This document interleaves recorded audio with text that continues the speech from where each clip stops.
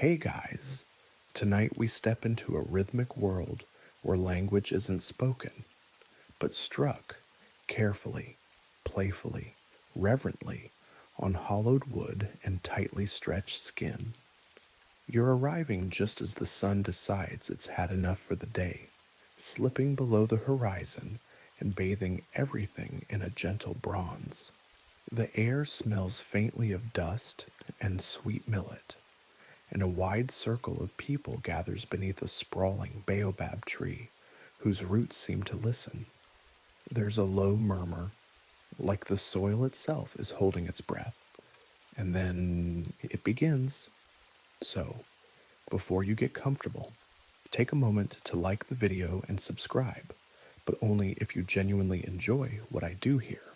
Also, if you're tuning in from anywhere unusual or far away, drop your location and local time in the comments. I love seeing where and when you're all listening from. Now, dim the lights, maybe turn on a fan for that soft background hum, and let's ease into tonight's journey together. You find yourself at the edge of a village clearing in 19th century Senegal, where the sun casts its last golden sigh across the sand. A loose half circle of villagers, elders seated on woven mats, children clinging to their mothers' backs, and youth with braided hair and restless legs forms around the main drum. A saber, tall and proud, stands at the center, flanked by smaller drums that will join in time. The eldest drummer leans forward slightly, his hands hovering, waiting not for silence, but for attention. Then he strikes, not with ferocity, but familiarity. The first beat doesn't shatter the piece. It brushes it aside gently, like someone drawing back a curtain. A second drummer answers with syncopation, the counter beat tumbling over the first. It's not chaos, it's conversation. You aren't just hearing the rhythm, you're walking through it. It spills across the sand like water, brushing the edges of your bare feet. The tempo climbs slowly, but insistently. You feel your heartbeat trying to match it, politely at first, then eagerly. These are not random beats. They are stories, family trees, seasonal forecasts, and low-key gossip all encoded in rhythm. Drumming circles like this one didn't start in the 1800s. Of course, they're older than most written languages, older than borders, older even than some of the trees watching from the sidelines. But in 19th century Senegal, this rhythm holds a special tension. The Atlantic slave trade is in its final century. The French colonial eye is widening. There's a quiet urgency in the performance, like a song being repeated one more time, just in case the next time isn't allowed. You watch as a child inches closer to the sabar, wide-eyed. His father gently tugs him back, but not before the boy gets one good look at the way the drummer's fingers blur with motion, how the drum responds not just with sound, but with tone, timbre, emotion. You get the sense that each person here knows the rhythm's vocabulary. The beats aren't background noise, they're dialogue, and everyone's fluent. A gentle breeze kicks up the scent of something cooking nearby, perhaps thé bourdienne, the rich fish and rice dish often served after drumming events. You see a woman in a patterned wax print wrapper balancing a large wooden tray on her head, weaving through the seated crowd. Her walk is rhythmic too, keeping time with the performance like she's a fourth drummer, except her instrument is gravity. This isn't a concert, it's more like group memory practice. One of the griots, oral historians, genealogists, and musicians rolled into one, steps forward. He's carrying a tama, the talking drum. He squeezes it under one arm, and taps it with a curved stick, its pitch rising and falling with each twist of pressure. The drum mimics language itself. Some say the tama can literally speak, and when handled by a griot, it really seems to. Your ears strain to decipher the syllables. You don't understand the words, but you feel them. They land in your chest. Griots are more than musicians. In this era, they are guardians of ancestry, reciting the lineages of kings and warriors, traders and midwives, right down to the children who haven't been born yet. Their role is hereditary, and their memory is expected to be encyclopedic. One misplaced name in a praise song might mean a sleepless night of correction. No pressure. There's a pause in the drumming, only a beat or two, but it feels like a held breath. Then comes a change in tempo. Laughter erupts near the left side of the circle. Two young men are having a mock dance-off, legs moving in tight. Quick pulses while their shoulders remain almost eerily still. A small boy imitates them clumsily, arms flailing, and earns a round of delighted applause. One of the elder women tosses a scarf toward him as a prize. What's curious is how little distinction exists here between art and life. The drumming isn't an event tacked onto the day like a concert ticket. It's the heartbeat of the evening. The rhythms signal when to bring in the goats, when to light the fire, when to speak, when to wait. And as you sit at the edge of this circle, it becomes clear this isn't music to fall asleep to. It's music to live by, of course. Historians still argue whether these communal circles were primarily spiritual or social in nature. Some scholars interpret them as reenactments of ancient rituals with specific symbolic meaning tied to rain, fertility, or political transitions. Others argue they were more pragmatic, a way to practice unity, to pass on coded knowledge, or to simply keep time in a world before wristwatches.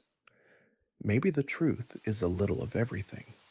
The sky is darker now, almost purple. You notice that the rhythm has changed again, subtly, but it's definitely a different pattern, a shift in the social weather. Perhaps someone new must be entering the circle, or a story is shifting. Whatever it is, you lean forward just a bit. It's impossible not to. You edge closer to the sound where the sabar rests, tall and warm like a tree trunk turned inside out. One of the younger men kneels beside it, inspecting the tension ropes that spiderweb down its sides. His fingers work quickly, adjusting the knots. The goatskin drumhead, bleached nearly white by sun and sweat, responds with quiet creaks and tiny pings of tension releasing. Each adjustment fine-tunes the voice of the drum, like tightening vocal cords for a different range of feeling. Beside him, another man is preparing a different drum, a ender. It's slightly taller, with a deeper pitch, and he uses a stick instead of bare hands. He dips the tip into water and flicks it onto the head before striking, as though reminding the drum to stay awake. The two drums will soon speak together, and it's important they agree. You don't often think about the architecture of a drum, but here it's a craft as exacting as any cathedral blueprint. The wood is usually dugout mahogany or lenka, shaped by hand with a curved adze. Inside the hollow cylinder, marks from the carving still catch the light, deliberate. Uneven ridges left not from neglect, but from tradition. Some drummers claim the irregularities help shape the sound, give it character, make it more human. Every sabar and tama is handmade, often by someone who also plays it. There's no mass production here, no interchangeable parts or polished factory sheen. If a drum cracks, it's not discarded. It's mended, usually with care and ceremony. In some communities, a repaired drum is considered even more powerful, like a body that has survived illness. And speaking of illness, goatskin isn't just chosen for sound quality. It's said that drums made from older, rougher hides carry a thicker voice, better suited for healing ceremonies. Those made from younger animals are lighter, more agile, better for fast dances and village gossip. One griot once joked that if you can't tell a drum's temperament by its hide, you shouldn't be playing in the first place. Now you notice how many different hands are involved. One woman threads waxed cord through a needle to reinforce the edge of a hide. Another rubs shea butter along the ropes to prevent cracking. A child, maybe 7 or 8, runs around with a tiny calabash bowl, offering water to the workers. He's probably been watching this same process since he could walk. You can tell from the way he doesn't ask questions. This kind of work is rhythmic too. Pull, tie, stretch, tap, adjust.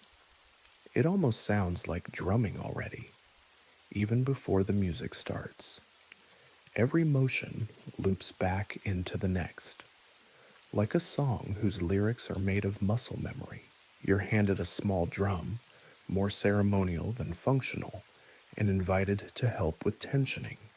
You grip the rope, pull downward, and feel the resistance like the drum is testing your sincerity.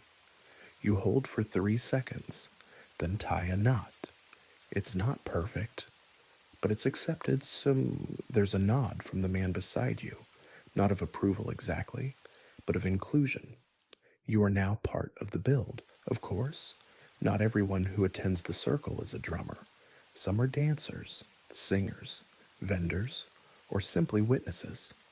But everyone understands the instrument. It's as familiar as a cooking pot or a fishing net.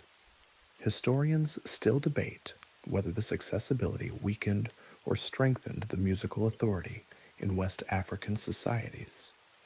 Was it better that everyone could drum, or would a stricter hierarchy have preserved tradition more neatly? But again, neatness was never the goal. Resonance was. Back near the baobab, one man holds up a pair of small, curved wooden sticks, the kind used for the tama. He begins to scrape them together gently, not to create volume, but to find friction. A child copies him with 2 dry twigs, laughing when his attempt produces a dull thud instead of a click. The man grins, taps the boy lightly on the forehead with 1 stick, and resumes. These are small, wordless lessons that won't show up in textbooks, but that will shape the next century of music all the same. The sun is now a memory. The fire is rising. Sparks lift into the air like brief stars. The drums, finely tuned, form a half moon in the sand. Their wooden bellies point outward, like they're about to whisper secrets to the night. You pause, taking in the quiet before performance. The moment is delicate, like holding a drop of water on your fingertip, and then one hand strikes. It's not loud, it's gentle, a tap more than a beat, but it begins something, an opening phrase. Like saying hello in a rhythm, no one speaks, but everyone understands. Another drum answers, then another. Soon, the circle is alive again. You notice how different each drum sounds now that you've seen their insides. The sabar buzzes with authority. The ender hums like distant thunder. The tama chirps and clicks like an animated narrator in the corner of the room. They don't compete. They converse.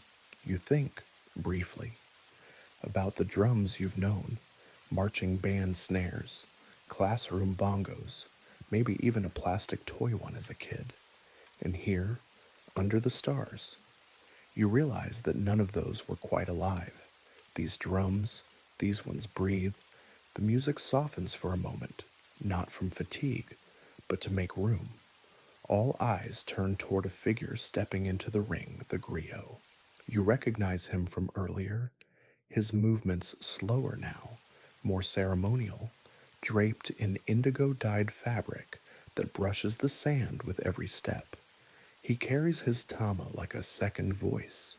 The crowd parts slightly, making space not just for a man, but for memory. He doesn't rush. Griots never do. Time bends around them like it knows better than to interrupt. He settles cross-legged beside the main drum, rests the tama beneath his arm, and leans forward. He doesn't speak at first. Instead, he taps, gently, rhythmically, like knocking on an ancient door, and then the story begins. You don't need translation to know what he's saying. His voice isn't loud, but it draws you in like a whisper with too much gravity to ignore. His words thread themselves around the rhythm, not on top of it, but within it. You realize quickly that the drumming isn't just accompaniment, it's punctuation, emphasis, mood, a narrative underscore written in vibrations. The tale is about a warrior who stole fire from the sky and buried it in a drum. Or maybe it's about a village that outsmarted a lion with only rhythm and wit. The details shift slightly, depending on who you ask, and that's the point. Oral tradition lives by flexibility. It stretches to fit the audience, folds around the moment like a cloak. The griot's memory is astonishing. He recites lineages going back generations, names you've never heard, paired with deeds too specific to be invented. A grandmother who healed fevers with termite ash, a fisherman who once caught 2 sharks with a single net, a midwife whose songs could stop breech births. It's folklore. Sure, but not just that. It's community biography. Griots are born into this role. They don't audition or apply. Their families carry the responsibility, like a long, heavy necklace, one that glows warmer the more it's worn. Historians still debate whether griots were truly impartial keepers of the past, or more like village PR specialists, spinning tales to flatter the powerful. But impartiality isn't exactly the goal. Connection is. You see how the crowd responds, not with awe, but with familiarity.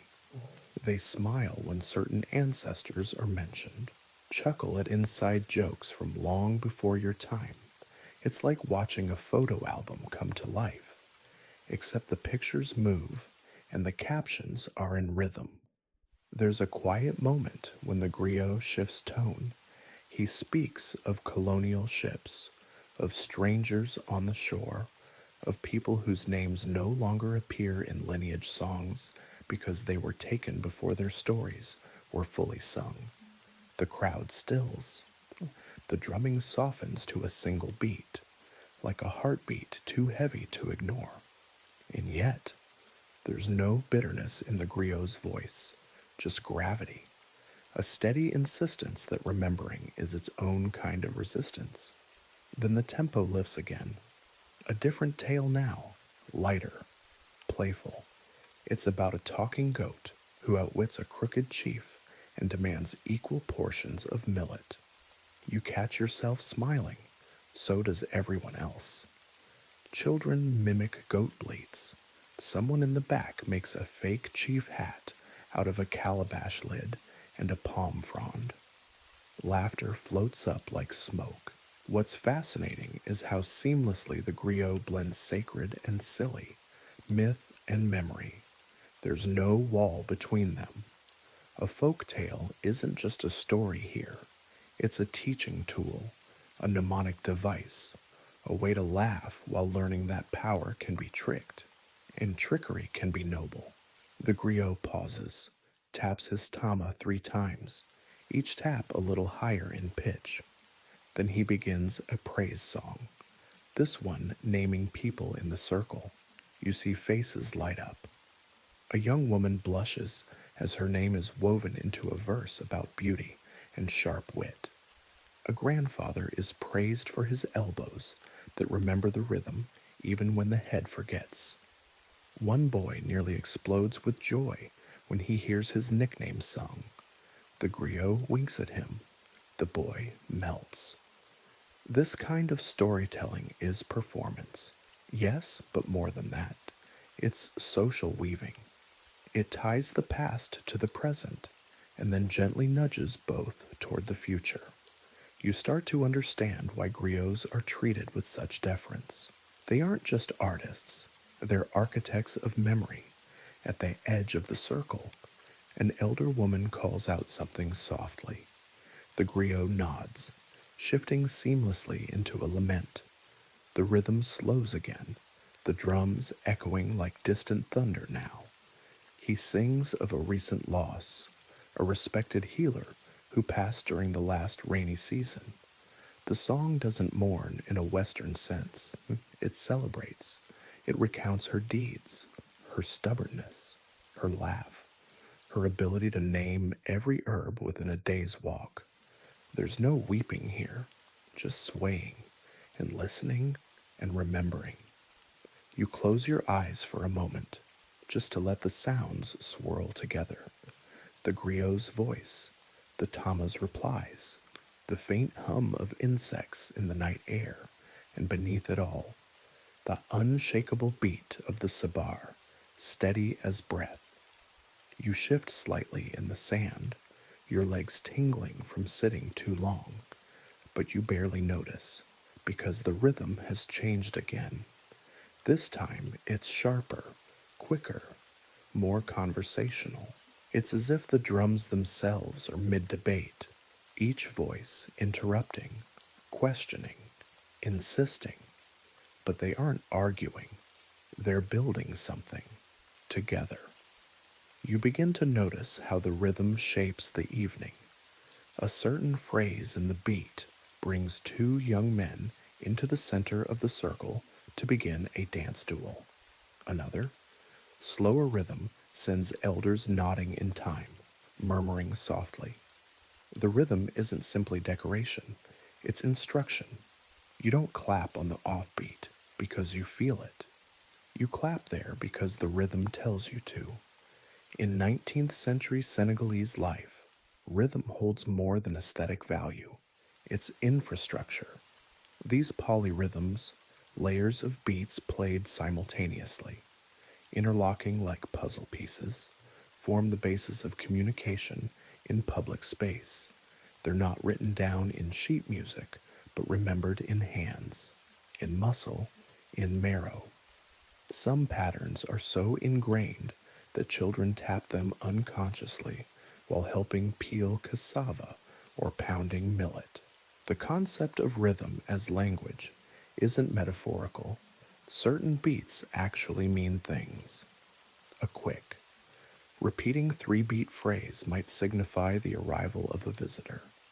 A syncopated five-beat roll might imply a request for attention. During community gatherings, rhythm replaces announcement. You hear a shift in the sabar and understand that food is ready, or that it's time for the children to be sent off to bed, or that a story is transitioning from fable to personal memory. It's like a Morse code no one had to learn, because it was never separate from life to begin with. Even the griots rely on rhythm to carry their messages. The tama, with its squeezable hourglass shape and variable pitch, can mimic human speech. Messages sent between villages were often spoken by the drum and understood miles away. Historians still argue whether these talking drums were sophisticated enough to transmit full language or more like abstract signals, tones that hinted at meaning without replicating words. But most agree people understood them. You sit near a drummer now, watching his hands. One taps steady downbeats, while the other flicks out unpredictable accents like sparks. You try to follow, you fail, and it's humbling. He doesn't seem to notice your confusion. He's deep in conversation with the other drummer across from him. Neither man has spoken aloud in over 10 minutes, yet somehow they're laughing behind you. A group of girls has formed a semicircle. They're clapping out a complementary rhythm, one that doesn't compete but supports. Their voices rise and fall in short, repeated chants, no lyrics, just syllables teka, taka, tum. Their rhythm adds a lift to the whole sound, like throwing open a window. You find it hard to tell where one rhythm ends and another begins. It's like walking through overlapping shadows. Each beat has its own edge, but they blur into one another. And just when you think you've locked into a pattern, it shifts. This unpredictability isn't a flaw, it's the point. It mirrors life, which refuses to stay on a steady beat. There's a curious logic here. The rhythm grounds you, but it also keeps you alert. You can't fall asleep in it, not because it's loud, but because it invites participation. You realize that even people seated in silence are contributing. Their bodies sway, their feet mark time. A grandmother scratches patterns in the sand with a twig, tracing arcs that echo the percussion's curve. The rhythm is a tide, and no one escapes its pull. It's tempting to compare it to Western musical theory, to talk about measures, time signatures, downbeats, but that would be like trying to measure the ocean with a ruler. What you're hearing isn't a single rhythm, it's a web, and each thread carries meaning. One man rises and steps into the center. His movements are deliberate, not a dancer, not a griot. He is something else. He holds a calabash gourd in one hand and a curved iron bell in the other. The bell's ring slices through the layered percussion like a lighthouse cutting through fog. It doesn't overpower, it signals. Each ring seems to command a shift in the entire circle's rhythm, like a conductor raising a brow. You later learn he's the sabar master, the one whose job is to weave coherence out of chaos, to steer the musical ship without ever speaking a word.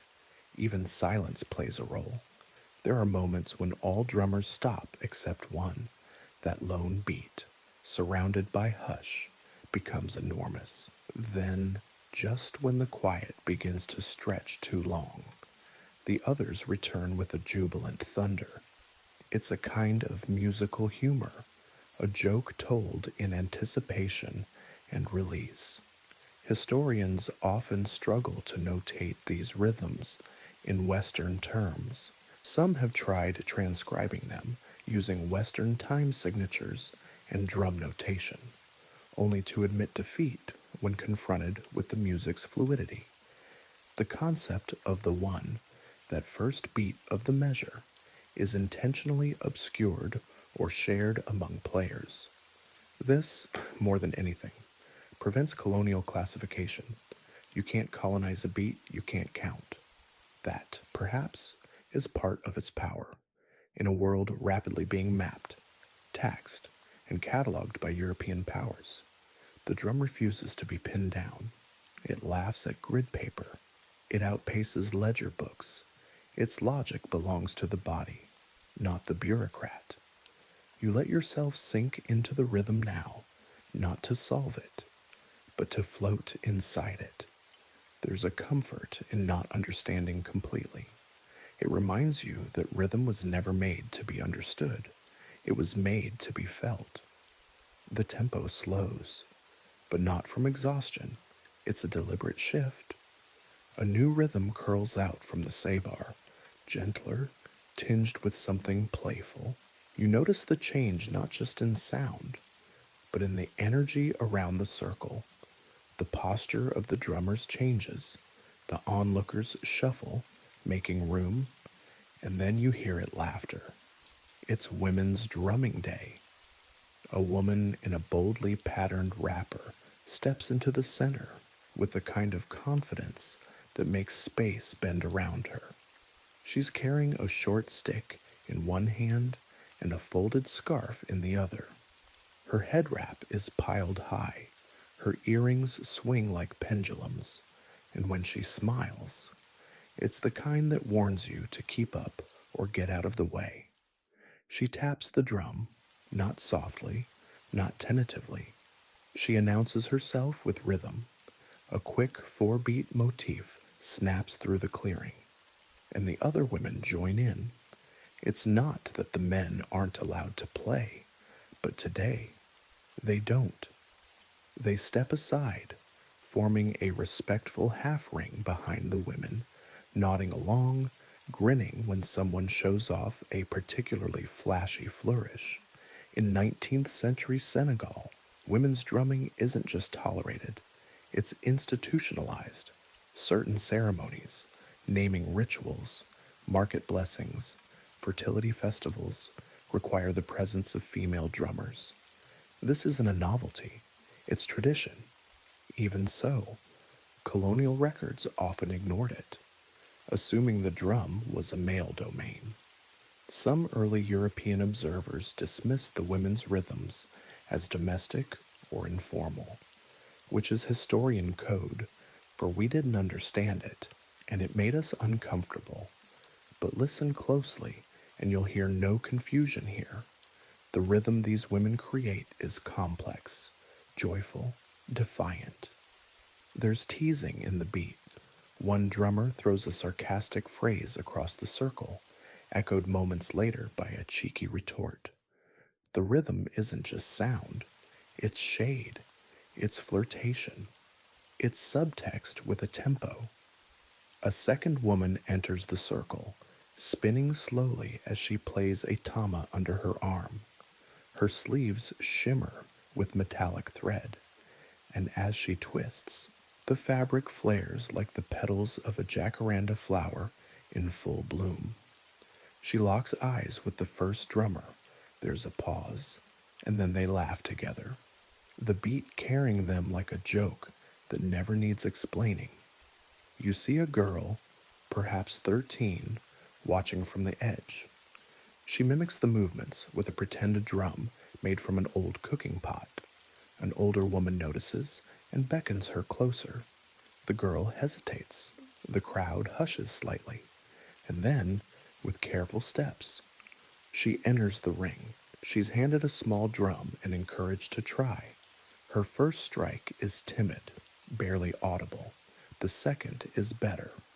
By the fifth, she's found something.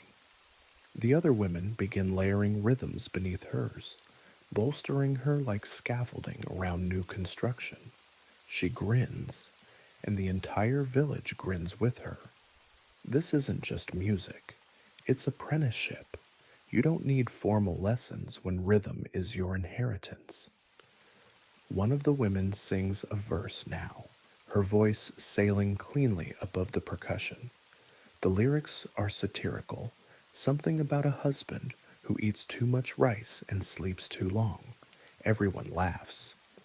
The man in question bows mockingly, holding his stomach like a drama actor. His wife claps her hands, delighted, and yet, buried within the humor is real critique. These performances often double as commentary, social, familial, even political.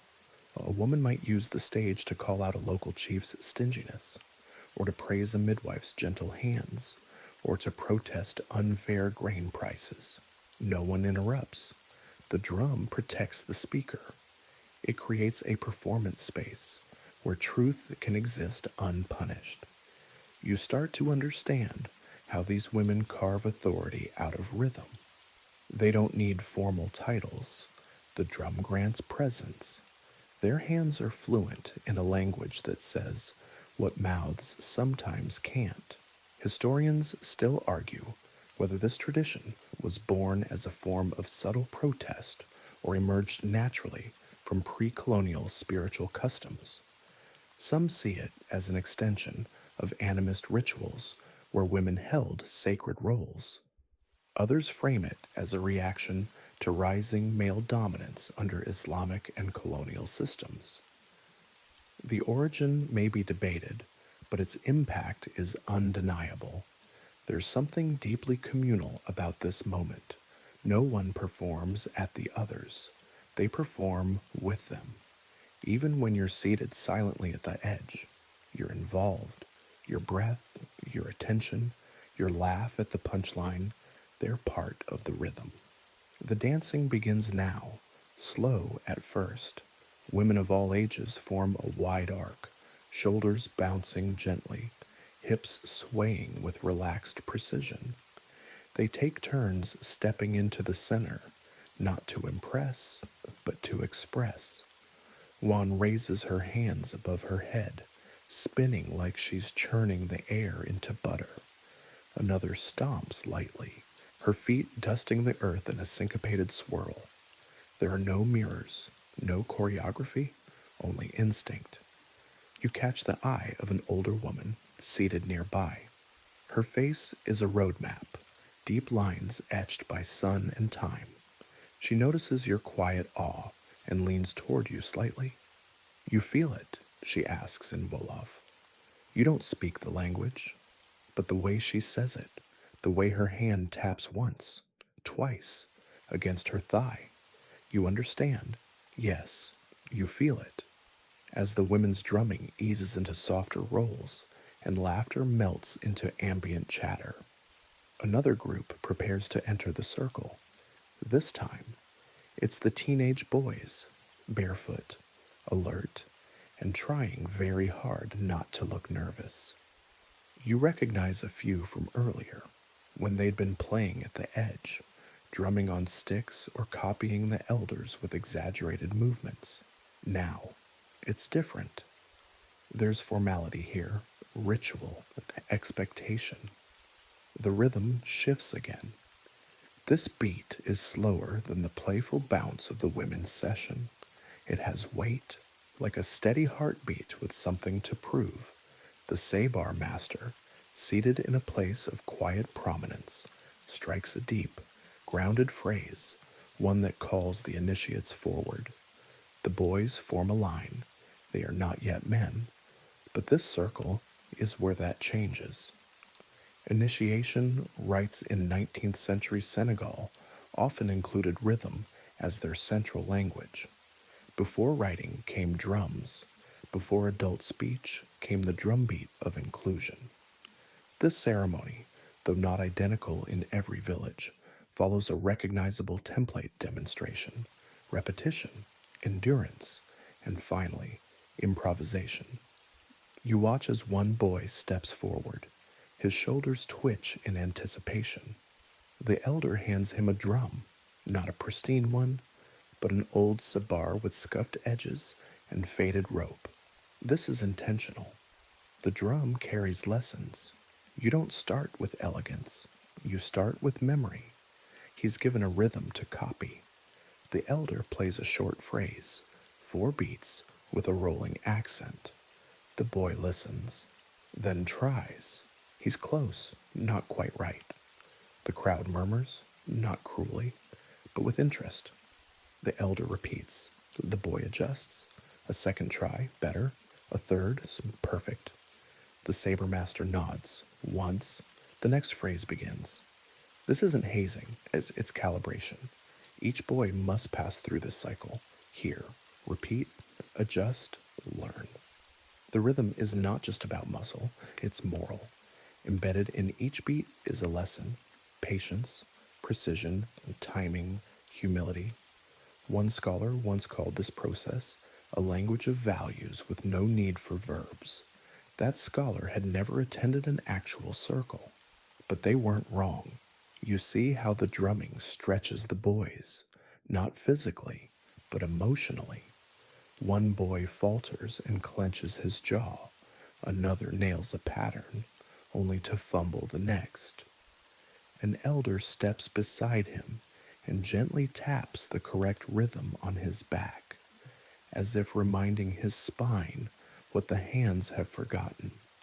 The boy straightens and tries again, better, Historians still debate whether these initiation rhythms originated in warrior training or in spiritual preparation. Some patterns, they say, mimic the pacing of combat footwork. Others resemble prayer cycles or mimic the heartbeat of trance states. Regardless, these rhythms shape identity. A boy who masters them doesn't just gain musical skill, he gains a social license. He can now participate, not just observe. One by one, the boys pass through, and then comes the final part, improvisation. Here, the structure dissolves slightly. The drum is handed back, and the initiate must now contribute something original, a rhythm of his own, not too flashy, not too plain, something that fits the circle, that honors what came before and hints at what could come next. You watch the tension in their shoulders as they try. It's more than nerves, it's the weight of visibility. For the first time, everyone is truly listening. One boy takes a breath, then launches into a confident, skipping beat. It's irregular but infectious. You see heads nodding, a few feet tapping when he finishes. The circle responds, not with applause, but with repetition. The others pick up his rhythm and echo it back to him. He smiles. He's in.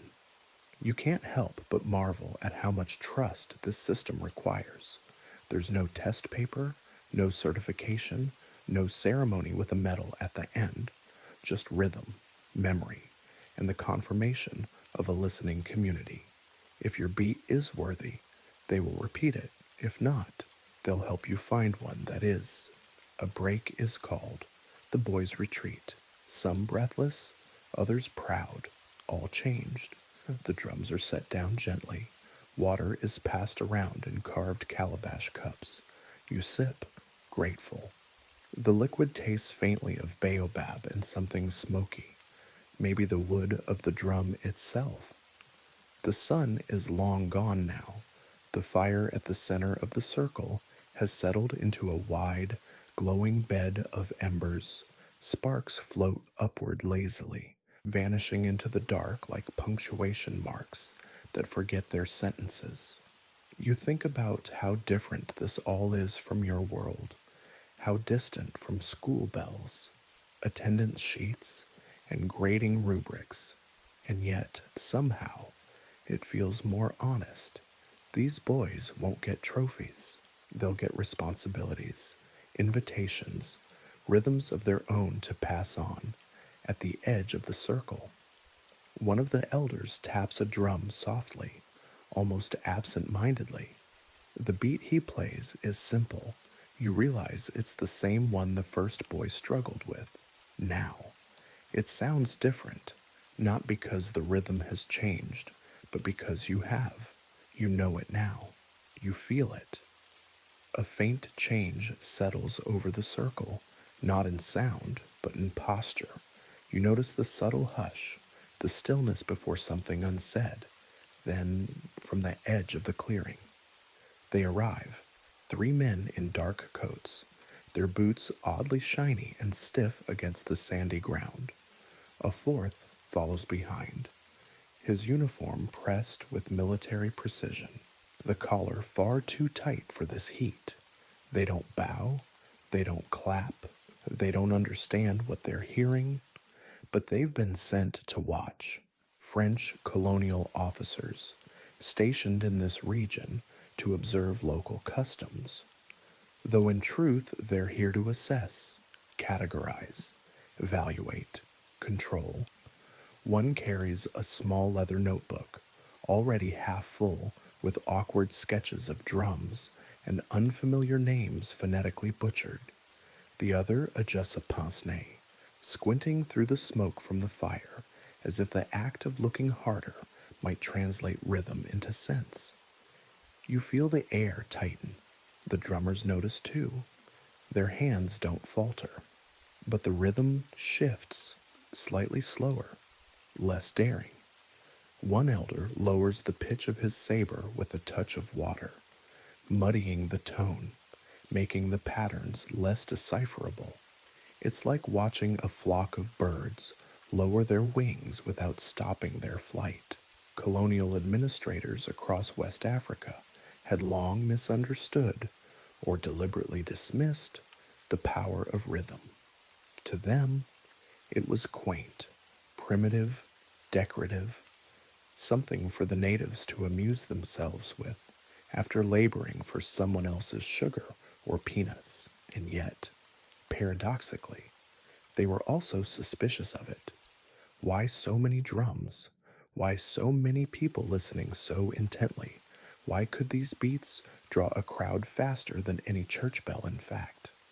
Colonial documents from the 19th century include surprising details. Drum circles were sometimes banned during periods of civil unrest. Certain rhythms were labeled seditious.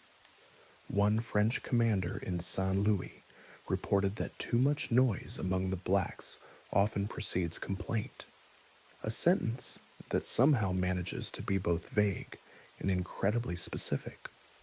So here they are, watching. One of the officers steps forward, his boots kicking dust over a nearby mat. He says something in French, his tone clipped. A local interpreter steps in, young, nervous, eyes darting. He relays the officer's question, "What does this rhythm mean?" There's a pause. The saber master, seated with unshakable calm, responds, not with words, but with a single beat, sharp, isolated, then silence. A few in the crowd chuckle, but quietly. The officer waits, clearly annoyed. The interpreter says something again, this time more carefully. Still, no explanation. Because here's the thing, explaining a rhythm to someone who doesn't listen is like explaining color to someone who refuses to look. These officers don't want to know, they want to define. You watch as the drummers settle into a new pattern, one that feels familiar but altered. It's ceremonial, almost celebratory. Yet there's a twist in the timing, a dissonance in the undercurrent. It's a code. You can feel it.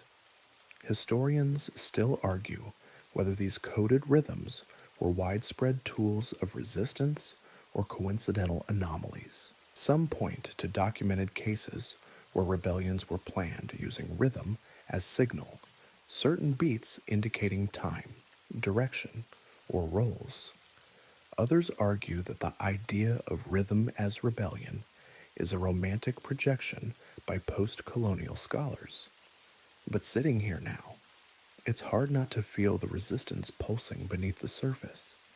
You see it in the way one drummer exaggerates a swing, his eyes fixed on the officer with theatrical innocence, in the way a dancer moves just behind the officer's line of sight, his footwork mocking the stiff-legged foreign gait, in the way the tama's beat briefly mimics the cadence of marching boots, then dissolves into laughter.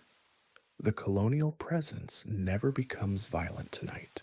There are no batons, no shouted commands, but their silence, rigid, arms folded, expressions tight, is louder than any drum, and the response from the circle is perfectly calibrated, polite, compliant, utterly opaque.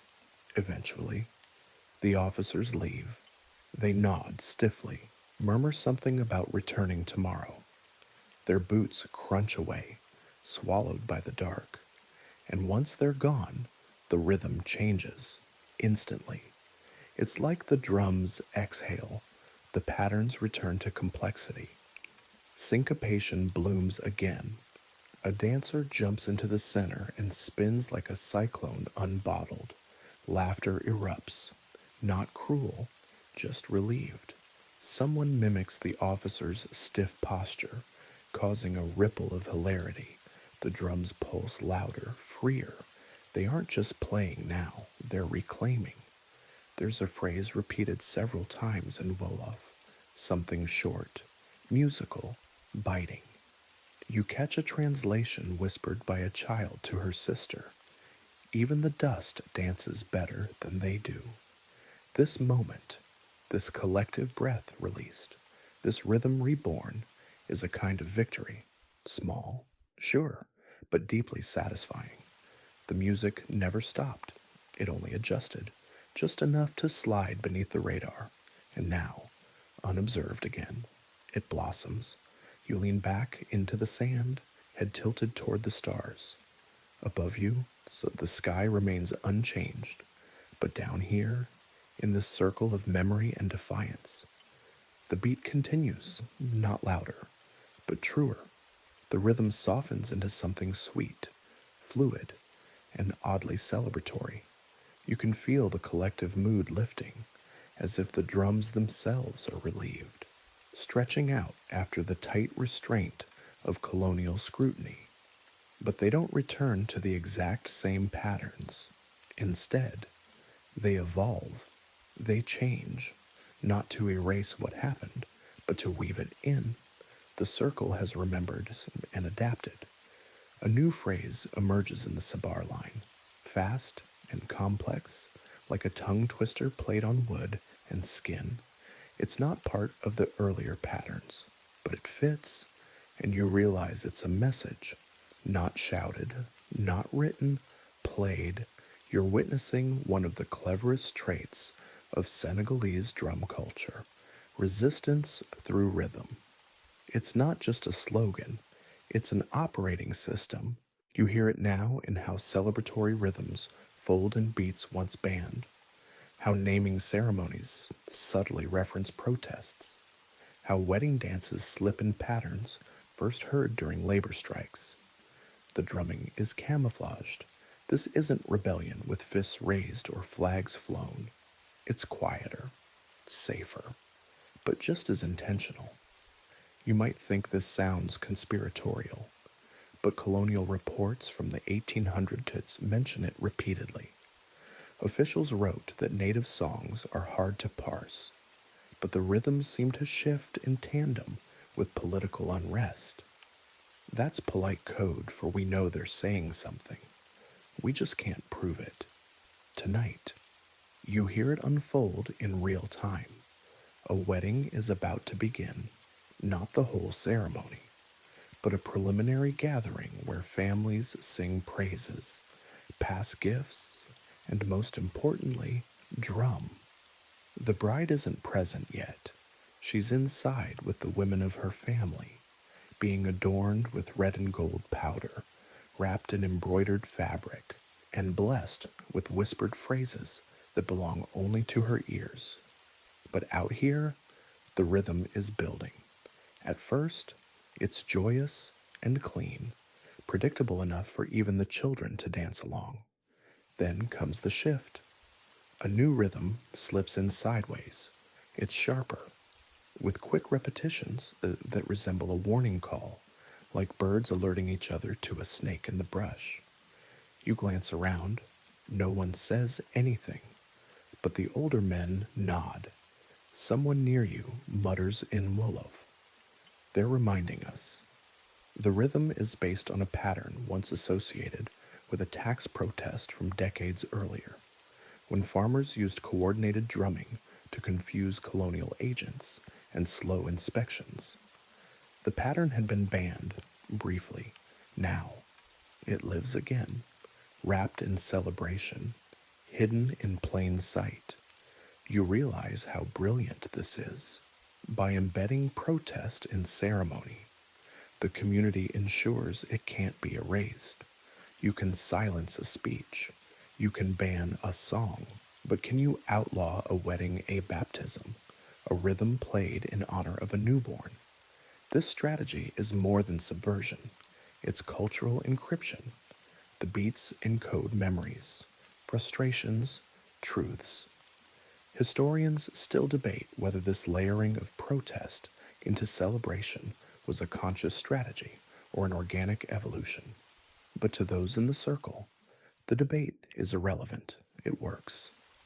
A griot steps into the ring now, his tama under one arm, a wide grin on his face. He launches into a praise song for the groom's family, but his phrasing is loaded with puns. If you listen closely, you catch sly references to a colonial officer's mispronounced name, to an unwelcome visitor with boots that couldn't keep time. The audience laughs. Carefully. These double meanings are a griot's gift, and shield. Even the dancing reflects this layering. One man begins a formal step, as expected, but then he adds a twitch in the footwork, a quick, awkward turn meant to mimic the shuffle of someone unfamiliar with rhythm. The crowd erupts. They know the reference. It's a performance, yes, but also a statement. Nearby, a group of women sing a familiar chorus. The melody is sweet, nostalgic. The words speak of rain and harvest. But between lines, they insert a rhythmic clap that doesn't match the tune, a syncopated pattern once used in protest marches. It doesn't disturb the song. It lives beneath it, like memory.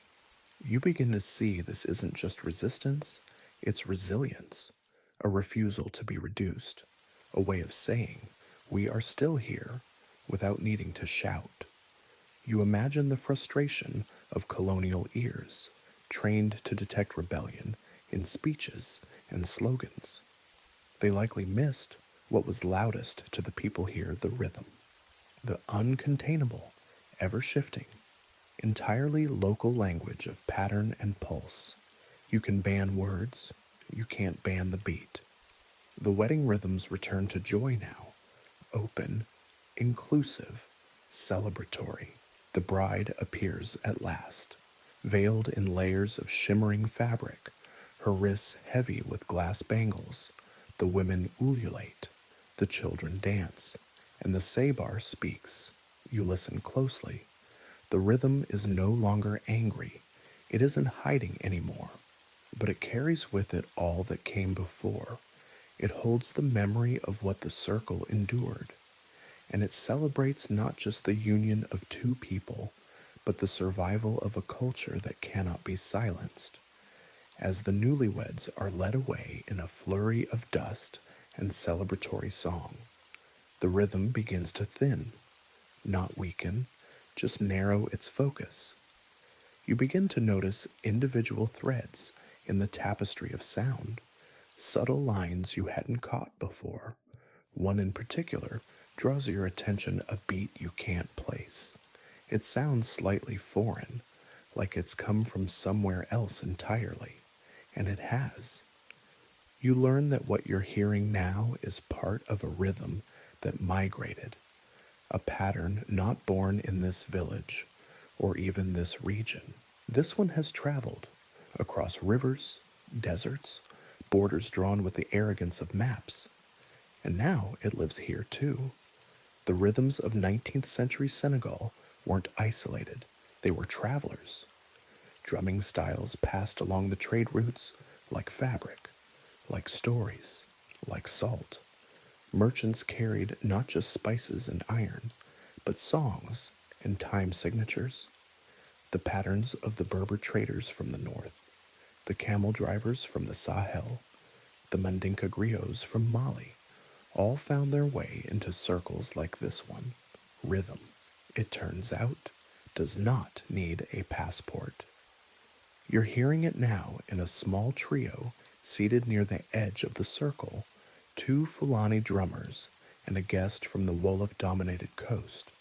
They're exchanging phrases, trading rhythmic ideas as easily as one might pass a bowl of millet. Their instruments look similar, but the style is different. The Fulani drummer uses more wrist, less palm. The coastal guest uses sharp stick taps that resemble the crack of language more than the roll of thunder. They aren't arguing over technique. They're blending, listening, reacting. The patterns overlap, diverge, then find shared ground again. It's a musical negotiation, and no one is losing. One of the elders nearby explains in a low voice that this rhythm has Mandinka roots. The pattern was once used to signal the arrival of caravans. It was played on the edge of town as a sort of greeting and a warning strangers are coming. But we are ready. Over time, the rhythm softened, changed shape, took on new meaning. Now, it's played during gatherings like this, reminding everyone that community is a living thing, expansive, absorbent. Historians still argue whether these blended rhythms were the result of peaceful cultural fusion or signs of subtle domination, whether one tradition swallowed another. But in this moment, that debate feels incomplete because what you hear isn't erasure, it's expansion. These rhythms aren't diluted, they're enriched nearby. An elder griot taps out a beat that mimics the rhythm of camel hooves, a gait unlike any other. You can almost feel the sway of caravan motion as the beat lopes forward heavy light, heavy light. It's hypnotic. And then, with the addition of a second drum, the rhythm quickens, turning the imagined camel into a trotting horse. The entire tempo of the circle shifts again. You remember that these trade routes weren't just economic highways, they were arteries of culture, politics, spirituality. The drumming traditions from northern regions carried Islamic influences, structures based on numeric cycles, tied to lunar rituals. The coastal rhythms, by contrast, clung to spontaneity and storytelling. The inland Mandinka traditions often used drumming as oral contracts, rhythms that marked the start of agreements or settlements. All of them had their own flavor, their own fingerprints. And now, they've met. The sound swells as a dancer enters the ring, not with the elegance of earlier performances, but with wide, dramatic stomps. His costume includes a belt strung with tiny iron bells that jingle with every movement. His footwork echoes both Fulani lightness and Serer force. It's a blend, just like the rhythm. You begin to notice that even the audience has subtly rearranged. People who sat with their own groups are now mixed, elbows bumping, backs brushing, heads tilting toward new neighbors. The rhythm doesn't just blend music, it blends people. And yet, there's no melting pot fantasy here, no flattening of difference. Each rhythm maintains its identity, but finds a way to converse. One pattern fades back just as another enters. There's respect, space, timing. A young boy nearby leans toward his grandfather, mimicking a beat with his fingers on his own thigh. The grandfather corrects him gently, tapping the correct phrasing on the boy's forearm. This isn't just instruction, it's legacy. Suddenly, a new element joins the mix, a kora, played softly from the edge. The harp-like instrument was brought down along the same trade routes, and now drapes its cascading notes over the drumming like a cool breeze. Its tones are delicate but not fragile, confident in their place within the storm of rhythm. The sun has long since set, and the night presses in with cool confidence. But here, the circle glows, lit by fire, fed by movement, held together by rhythm.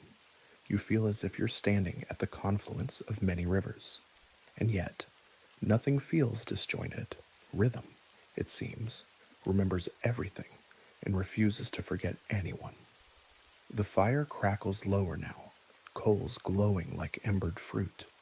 A new figure enters the ring, not a drummer, not a dancer, but someone older, deliberate, and quiet in movement.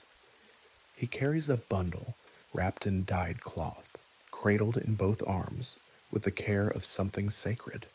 He kneels slowly, unwraps the fabric, and reveals a drum unlike the others. The tama, also known as the talking drum. The tama is smaller than the saber, hourglass-shaped, and strung with cords that run from top to bottom. The drum head can be squeezed under the player's arm while tapping it with a curved stick, allowing the pitch to rise and fall, mimicking speech. This is not a loud drum, but it might be the most expressive tonight. You sit beside a tama master as he prepares his instrument. He works in silence, checking the tension of the chords, adjusting the knotting, humming a note and matching it to the drum's voice. This isn't tuning, it's a conversation. The instrument must agree to speak before it will. You learn that tamas aren't interchangeable. Each one is custom made and carries a distinct accent. The wood is typically carved from a dense local tree, lenca or jala, chosen for its resonance and resilience. The drumheads are usually made from antelope or goat skin, selected for tone, and attached using tightly woven leather cords. Even the stick is curved just so, shaped by years of trial and hand feel. The drum master strikes a phrase. It's unmistakable language, carved into vibration. You don't understand the words, but the pattern feels like a question. The answer comes, not from another tama, but from the audience. A young woman claps a mirrored rhythm. Then a griot picks up the phrase on his sabar. A brief musical conversation begins, not rehearsed, not scripted, just fluent. You realize that the tama isn't just a drum, it's a broadcaster. In 19th century Senegal, the tama was used to send messages between villages, warnings, greetings, announcements of births, deaths, arrivals, even wars. Its high-pitched, flexible tone could travel miles across dry land and still be recognized.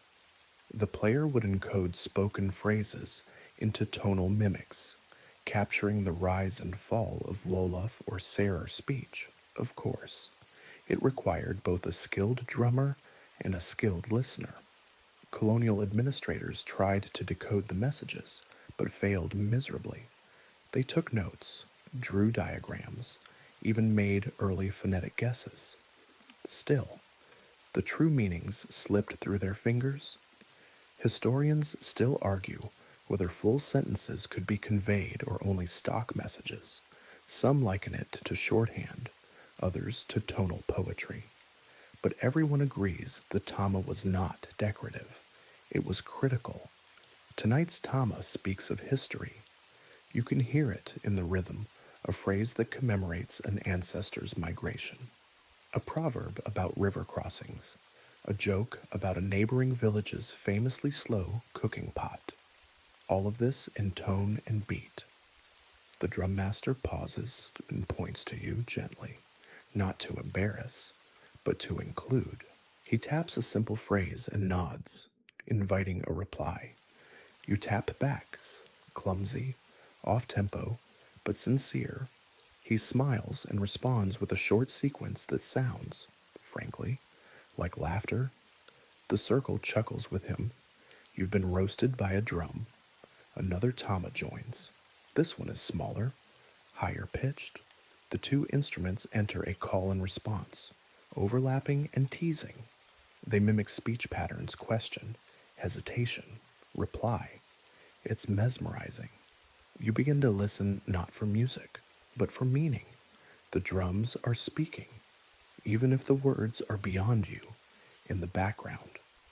A group of boys begins copying the rhythms on makeshift tamas, bowls, calabashes, and even hollowed gourds. Their pitches are off, their timing inconsistent, but their intent is perfect. An elder watches them without correcting. This, too, is part of the tradition: play first, perfect later. The language of rhythm is learned by use, not theory. A breeze rustles the trees beyond the clearing, and for a moment, the tama plays alone, just one drum, just one voice. You think of how many messages have passed this way, how many hopes, jokes, warnings, and blessings have ridden on waves of air and skin. How many names were spoken this way when writing wasn't yet offered? The drum was voice, identity, archive, and it still is. When the two tama players finally pause, the silence feels warm, like something you can lean against. No applause follows, just a satisfied breath from the crowd and a return to the background chatter. One of the tamas is rewrapped in its cloth, then lifted gently, like a guest being tucked in for sleep. It won't play again tonight, but you know it's still listening. The circle stirs again, not in a rush, but like a tide turning gently back toward shore. The tama rests now, quiet and content. In its place rises another rhythm, casual and familiar. You notice the pattern before you notice the reason. It's the sound of the market. The drumming here is looser, more playful. It doesn't demand attention, it invites it. You hear short, repeating bursts from the sabar, a kind of musical shorthand, like someone calling out a price in the distance. And that's exactly what it is. In 19th century Senegalese towns, market days weren't merely transactional, they were rhythmic events. Sellers didn't just call, they performed. Their stalls, whether packed with dried fish, cola nuts, fabrics, or carved bowls, became little stages, and the rhythm guided everything here in the circle. A scene unfolds, several vendors begin acting out a market exchange through rhythm and movement. One man holds a basket aloft and claps a fast, bright pattern on a calabash. Another, his face a picture of mock outrage, responds with a slower, huffy rhythm, as though offended by the price. The crowd chuckles. They've seen this drama before, and yes, it is a drama. Selling at the market wasn't simply a matter of listing items. It involved rhythm in voice and body, repetition and volume, pacing and pause. Some sellers were famous not for their goods, but for how they sounded. One elder in the circle recalls, with a toothy grin, a fishmonger whose sales pitches had more verses than most griot songs. The rhythms used in the market weren't decorative. They helped. They allowed a vendor to be heard over the din. They trained buyers to recognize particular beats as belonging to particular sellers. A drum beat could mean, fresh millet here, or this woman's dye pots are full today. And the market goers learned to listen with discernment. You notice how this rhythm is lighter. There's less tension, more room for breath. A drummer taps his sabar while miming the act of haggling.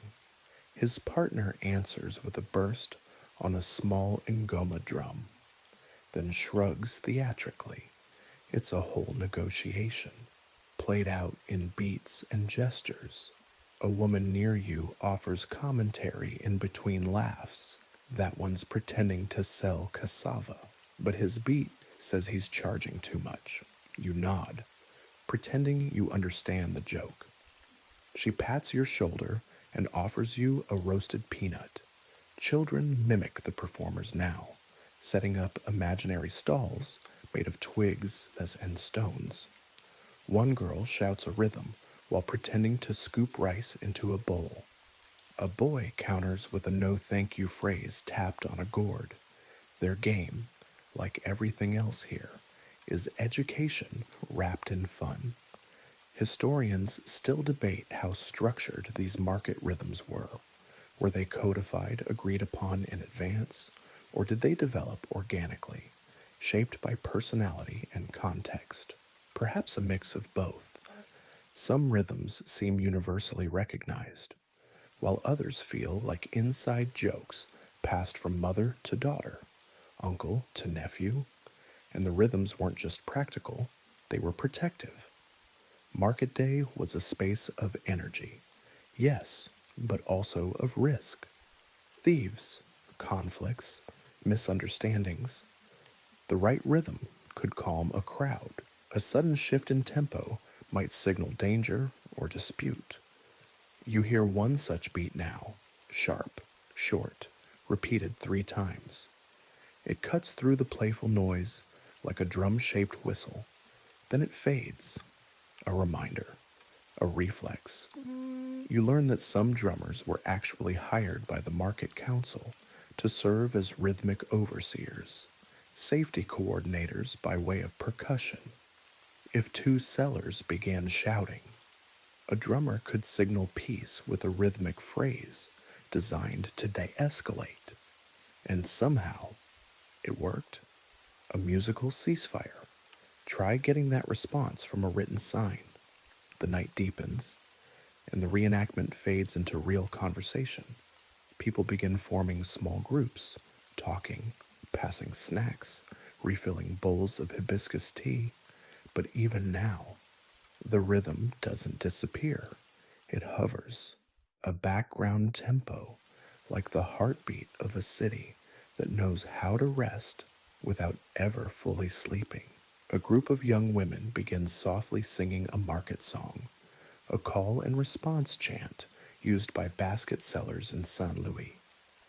The lyrics are simple, the beat is gentle, but the memory inside it inexhaustible. You sit back, half listening, half dreaming, and imagine what a colonial officer might have thought if they heard this moment. Maybe they'd jot down women singing in the night or primitive folk ritual. They'd miss the nuance entirely. Because this isn't just singing, it's record keeping. The market lives on in rhythm, and in rhythm, it remembers everything. The sounds around you begin to slow, like breath before sleep. And yet, the energy in the circle shifts once more, not down, not up, but inward. A group steps forward now, robed not in vibrant patterns, but in deeper, earth-toned wraps. Some carry dried gourds strung with beads, others bring small bundles of leaves, cowrie shells, or thin metal bells that chime only when shaken just so. You're moving into another realm now. Tonight's rhythm is not for performance, it's for presence. You learn that this is a healing circle, a spiritual ritual that uses rhythm not to entertain or communicate, but to realign, to release, to invite what is unseen into the scene. And the tempo here is unlike anything you've heard so far. It begins with almost nothing, a low pulse on a hollowed drum, so slow it almost disappears between strikes.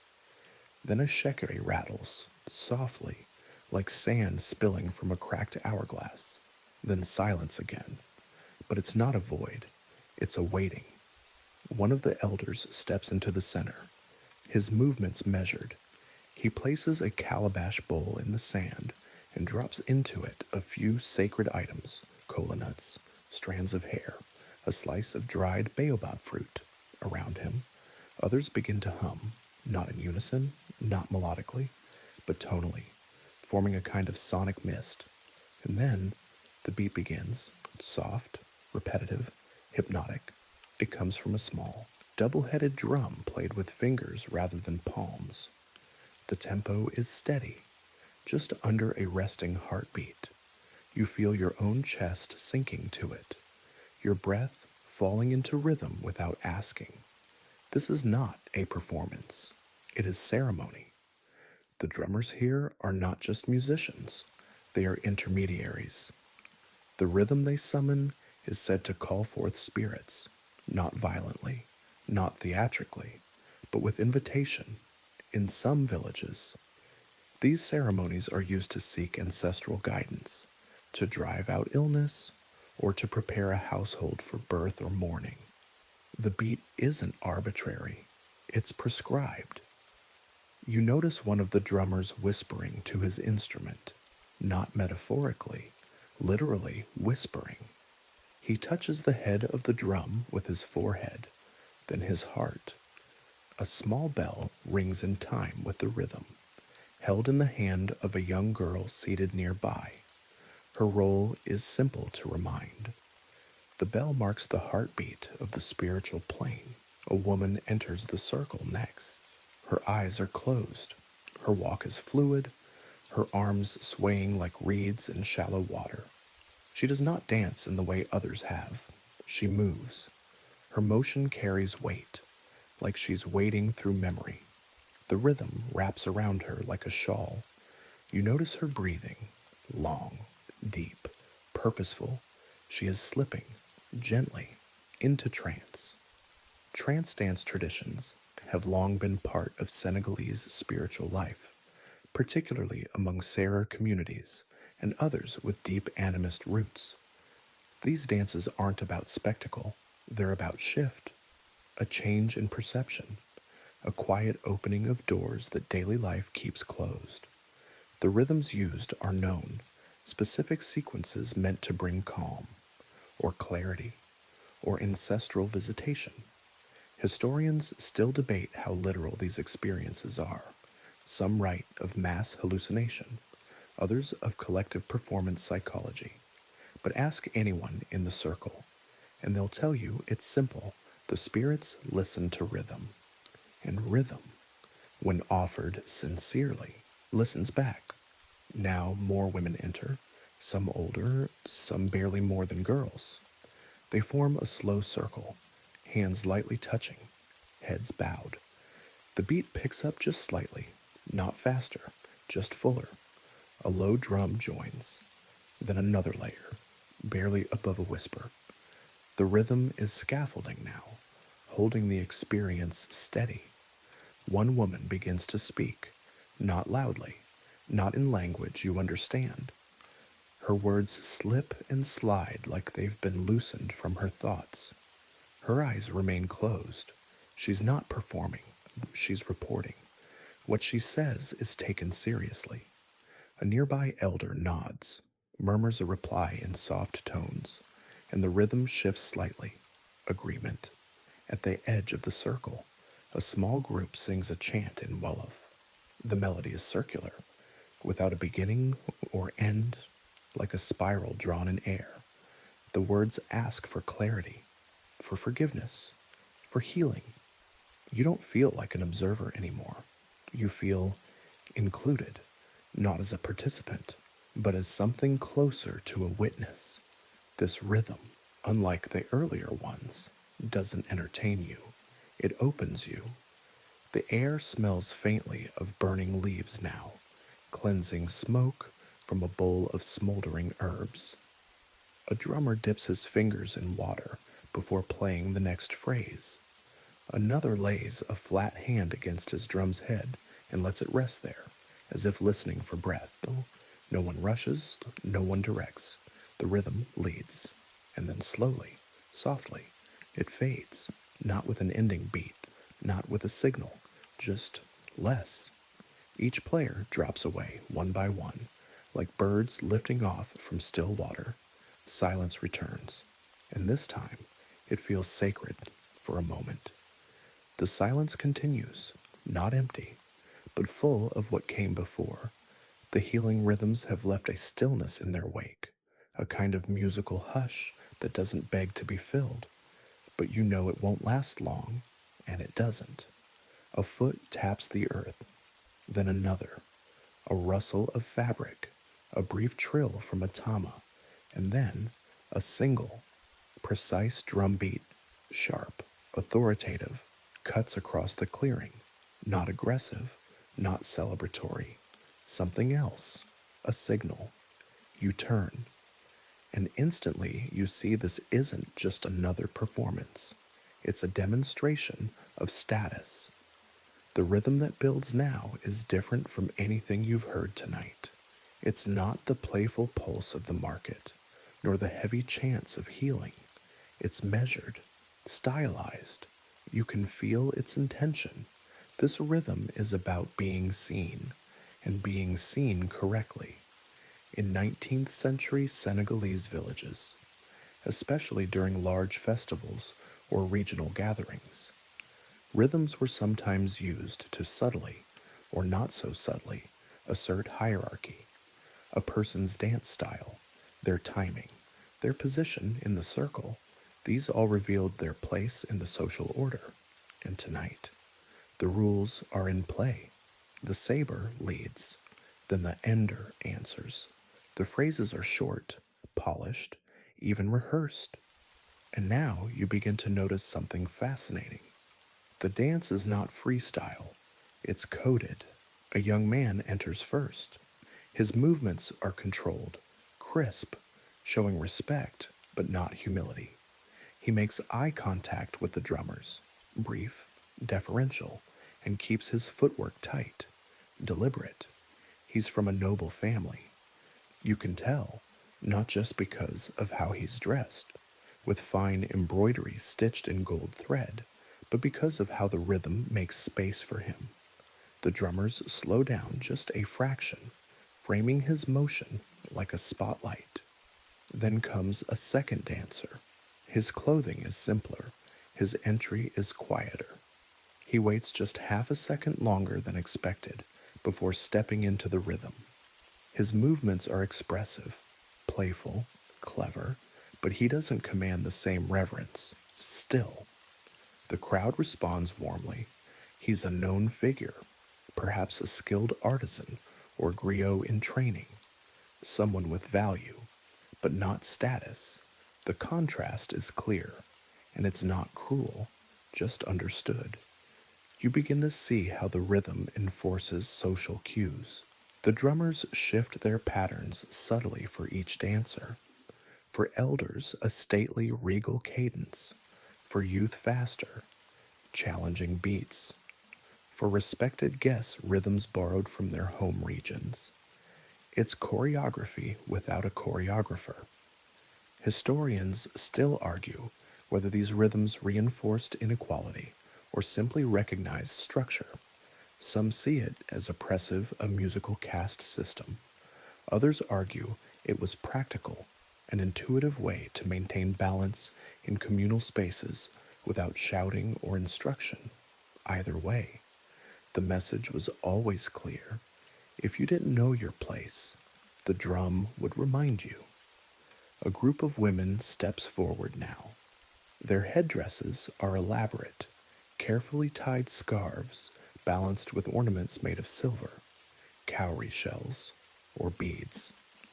The older ones move with elegant restraint, their gestures hinting more than declaring. The younger ones bounce slightly, as if testing the rhythm's boundaries. One girl twirls a bit too far into the center. An elder gently pulls her back, not with scolding, but with rhythm, tapping a corrective beat on the edge of her scarf. Message received. You're struck by how much communication is happening with no words. No one announces who's noble, who's married, who's visiting. The rhythm handles that.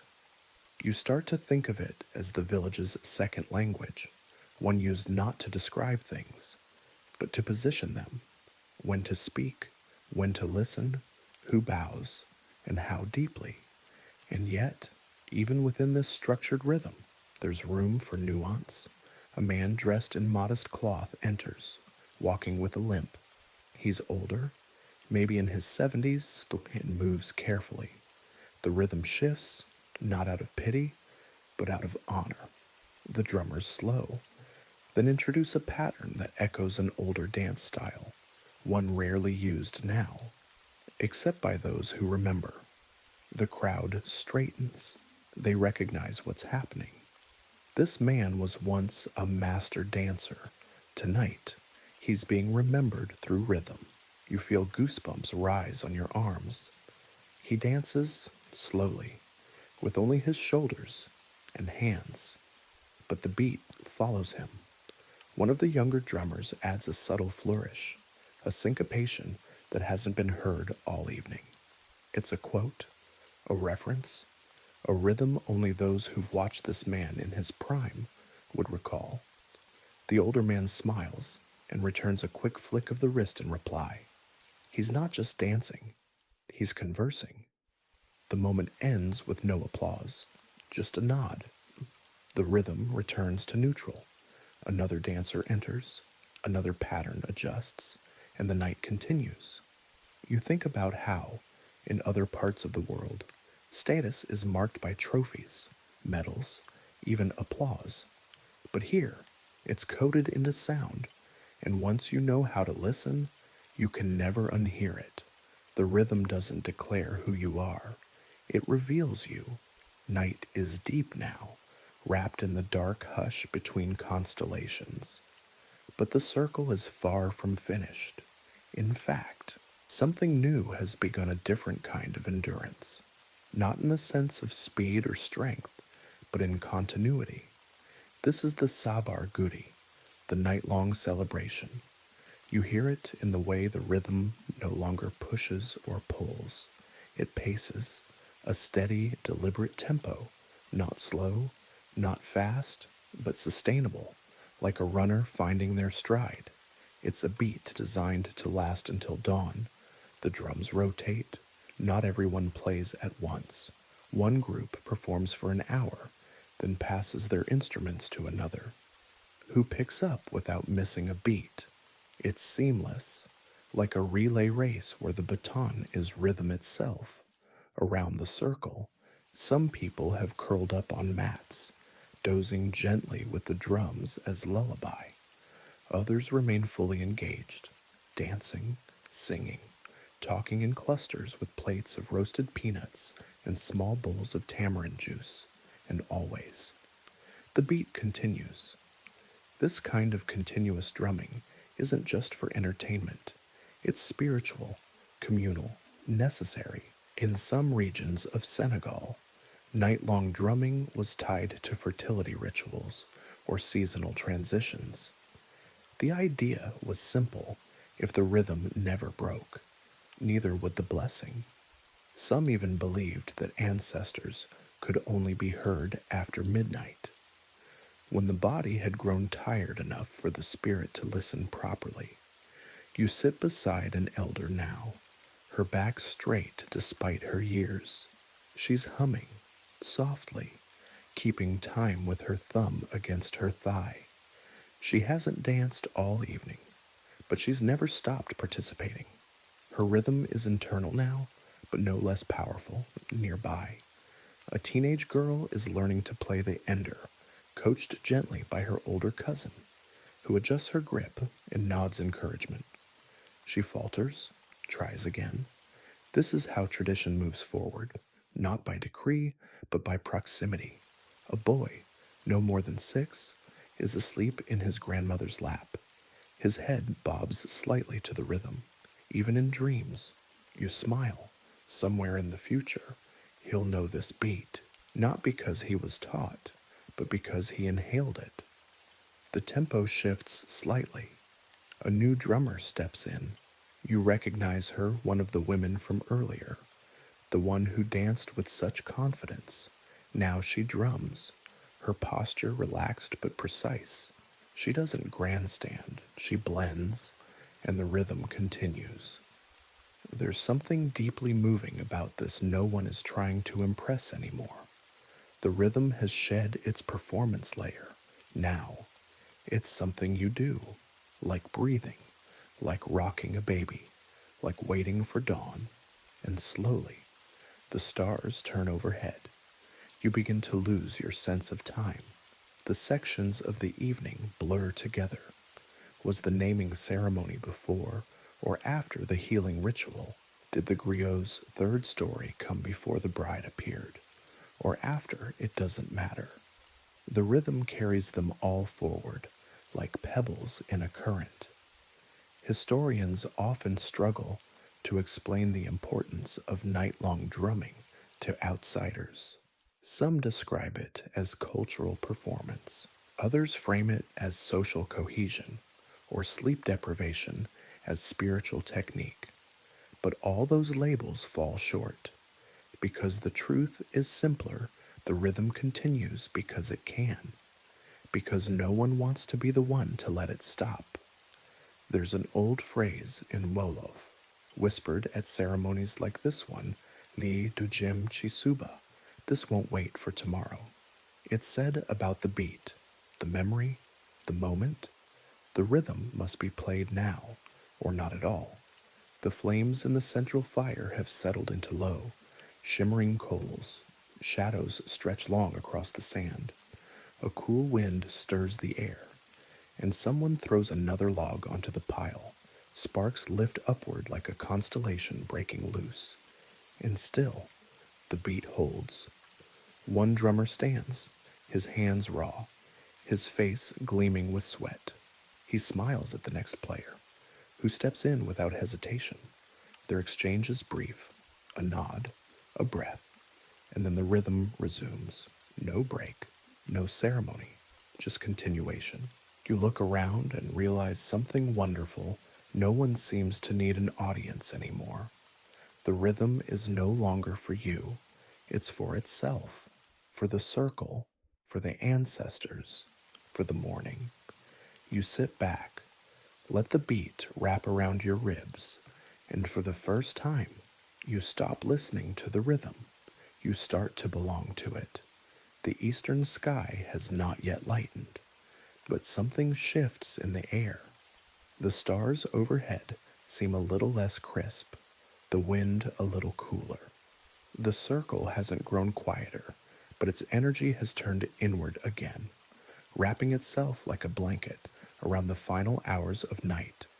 And now, the rhythm begins to slow, not collapse, not fade, just soften, like the body exhaling after holding tension all night long.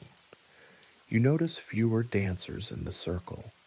More people have settled onto mats or into the crooks of tree roots, heads resting on folded arms, fingers still tapping time even as eyelids grow heavy. This is the part of the night when rhythm becomes memory. A single drummer plays now, seated alone near the fire. He doesn't play for volume or speed. His sabar pulses with deliberate restraint. The notes are spaced, almost conversational. You listen closely. You realize he's not starting a rhythm. He's ending one. You can hear echoes of everything that came before, snippets of the market beat, fragments of the initiation phrases, the subtle swing of the wedding rhythm. But now they're compact, folded into single strokes. He's summarizing, not with words, but with feel, like brushing your fingers across the surface of a tapestry and remembering each thread. This is not improvisation, it's closure.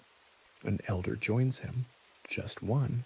She carries a sheker, the beaded gourd rattle used for texture and breath. She doesn't shake it loudly, only once every few beats. The sound is like dry wind brushing leaves. It balances the sabar, offering punctuation to his sentences. Together, they form a rhythm so sparse that silence fills in the gaps. And now the final participants come forward, not dancers, not drummers, but listeners. A small group of elders, some walking slowly with staffs, others guided by younger relatives. Sit close to the fire. They close their eyes. They don't speak. This final hour belongs to them. You learn this part of the ritual has a name in some villages, Ndap B, the sun's approach. It's a rhythm not meant to wake, but to remind that the night's work is done, that all the stories were told, that nothing urgent remains. No calls for movement now, no flourishes, just a steady, spacious beat, like footsteps returning home. The tama enters once more. Its voice is soft, high-pitched, tentative, like someone whispering at the edge of sleep. You recognize the player. It's the same griot who began the evening. He taps a short phrase, rests, then plays another, each one shorter than the last. He's not saying more, he's saying less, and with each phrase, the rhythm thins. A few people begin packing up quietly, folding cloth, gathering gourds, wrapping sleeping children in shawls, but no one breaks the rhythm. They move to it, still listening, always listening. You're struck by how dignified the ending is. No grand finale, no curtain call, just rhythm, easing its way back into silence, like it knows it overstayed, but didn't want to leave without saying goodbye. Historians still wonder whether this final rhythm was meant for people or spirits. Some say the closing beat was a signal to the ancestors, thanking them for their presence and asking them to return to rest. Others believe it's for the living, a way to acknowledge endurance, connection, and the simple act of remaining. Perhaps both are true. The final beat comes, not loud, not long, just one, and it is not followed. The circle sits in stillness. No one moves for a moment. The fire crackles. A bird calls somewhere in the trees, and slowly, the world outside the rhythm begins to return. A young girl stirs from sleep. A baby yawns, somewhere beyond the baobab trees. The first light breaks over the horizon. The rhythm is gone, but it's not. It lingers in your chest, in the soles of your feet, in the space behind your thoughts. It has entered you in a way that cannot be described, only felt, and tomorrow, or the day after, or years from now. You'll hear it again, maybe not with drums, maybe not in Senegal, but in the soft tap of a foot beneath your desk, in the bounce of a grocery cart, in the echo of a stranger's song down a long hallway. You'll remember? Because the rhythm never leaves. It just waits. And now, the rhythm quiets completely. The fire has burned down to ash, and the sky beyond the trees has begun its gentle fade into blue. The circle is still, and so are you. Let your body rest in that silence, the kind that follows not an ending, but a transformation. You've traveled through stories made of sound, walked barefoot along the edges of memory and music, and felt how rhythm can be more than noise, how it can be language, ceremony, protest, even rest. Notice your breath now, the slow, steady inhale, the gentle exhale, like a sabre note stretched across soft sand, like the shekeri's rustle falling into sleep. Let each breath echo that rhythm, the one that held you, that carried you, that left nothing behind except calm. No need to remember every detail, no need to recall every name or every beat. Let the story dissolve in your mind like distant drums fading down a quiet road. Let your limbs grow heavy. Let your thoughts soften. Let the rhythm settle deep inside you, quiet and sure, because even though the drums have stopped, the peace they left is still here, and it's yours. So close your eyes, sink further. Let your mind drift beyond the firelight, beyond the sand, beyond even the stars. Let the circle spin without you for a while. It knows how to keep time. You've done enough for now. Sleep, if you haven't already. Sleep, and let the rhythm carry you the rest of the way.